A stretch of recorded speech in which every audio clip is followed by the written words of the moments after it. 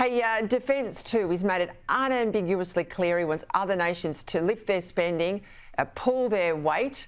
Australia too. It's had an early response from President Macron. He's telling the other NATO members they've got to up their spending. How's that going to play out here? And also, how's he going to respond, particularly to China? Well, Australia has really been pursuing the bludgers option in defence for a long time, for a very long time. We send tiny numbers of very specialised forces into American operations like the SAS in Afghanistan, and we proclaim loudly our commitment to the alliance. Meanwhile, we do nothing of consequence for our own defence. In the life of the Albanese government, our defence budget has not yet reached 2% of GDP. And of course, no country in the world spends its defence dollar as inefficiently or insanely as Australia does. We still have no maritime armed drones. However, I think probably we'll get something of a free pass from the Americans for two reasons. One is, the one thing we offer is our geography. So the only sort of sensible defence policy the Albanese government has pursued has been to entice American forces into northern Australia. That's the old Australian syndrome. We're not going to defend ourselves. We hope the Americans will defend us. Psychologically, we're the Afghan government, before the fall of Kabul.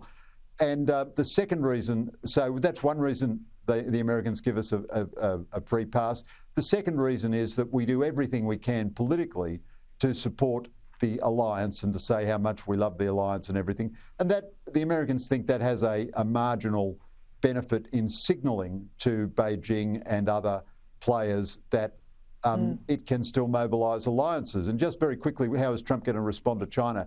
Actually, we really don't know. He's very, very tough-minded, but his cabinet consists of people with very contradictory views on China. Marco Rubio is a real hawk. The Treasury Secretary is a guy who wants to do conventional multilateral stuff with China.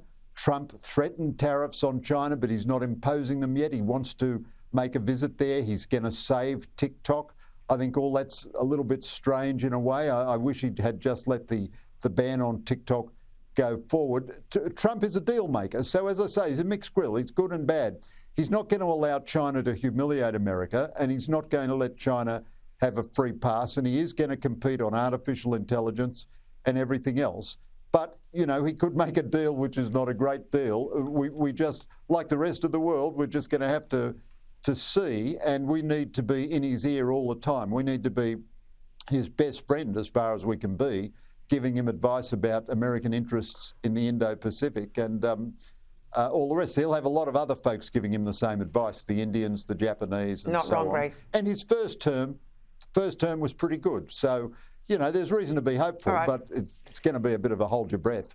It'll be a wild ride. And as of Monday, it's no longer politics as usual, at least for the next 4 years.